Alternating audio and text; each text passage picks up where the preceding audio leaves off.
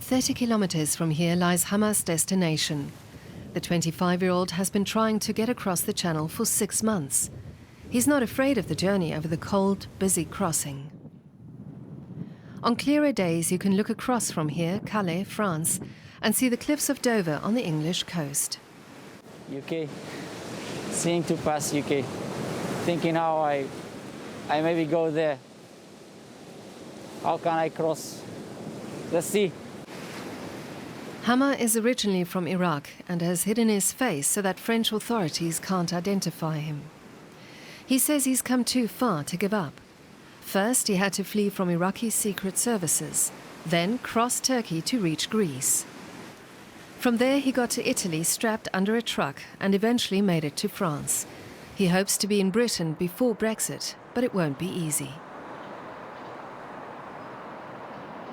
It's because the smugglers want more money than before, because, just like I said, they knew that people need to pass as soon as possible.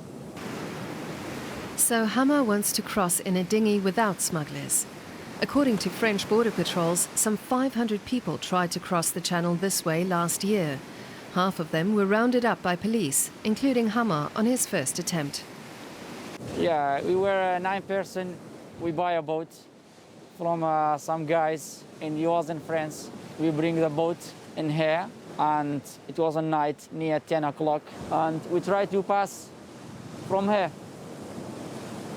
But the police was watching us, and they arrested us. But he and many others refuse to give up. Like this Iranian doctor from Tehran, who has hidden the little that he has in the forest. He doesn't want the police to confiscate it in a raid. He had to escape Iran because he's not a practicing Muslim. Thanks to closer political ties between Iran and Serbia, he was able to flee to Serbia, and from there he made his way to France and eventually Calais. He too is hoping to make it to Britain, where he has relatives, before Brexit. He's also going to risk his life in a dinghy. There are NGOs in Calais which try to dissuade people from choosing this path through dangerously cold water. If you fall in that water, you've got 40 minutes to survive, with or without a life jacket. After that, you've got no chance. Some people have asked us for life jackets, but we've understood, and it wasn't easy, that it's not good for us volunteers to give them life jackets because they make them feel safe. In the middle of the night, a life jacket won't help people find a boat in the 40 minutes they have. Hamma is not dissuaded. He says it can't get worse. He shows us where he has been sleeping for weeks, trying to make the best of a bad situation. Not exactly the rocks. It's, we're putting blankets under us, maybe 2, 3, 4 blankets, and we go inside the sleep bags and we put another blankets above us to get warm.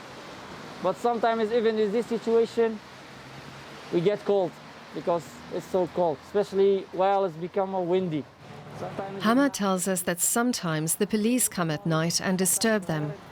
He says that being in Calais has not been easy and that he's received no help from the government. Hamma has enough documents to prove that he was persecuted in Iraq. But he does not want to apply for asylum in France. I have a friend, he asylum, but he has no place right now. Till now he has no place. He's just sleeping in the streets. But that's different, not like UK. They give you a house in some city, inside the cities, not around the cities. He doesn't know whether this is true, but he's willing to risk everything to find out. After all, he's only a couple of hours away from his destination.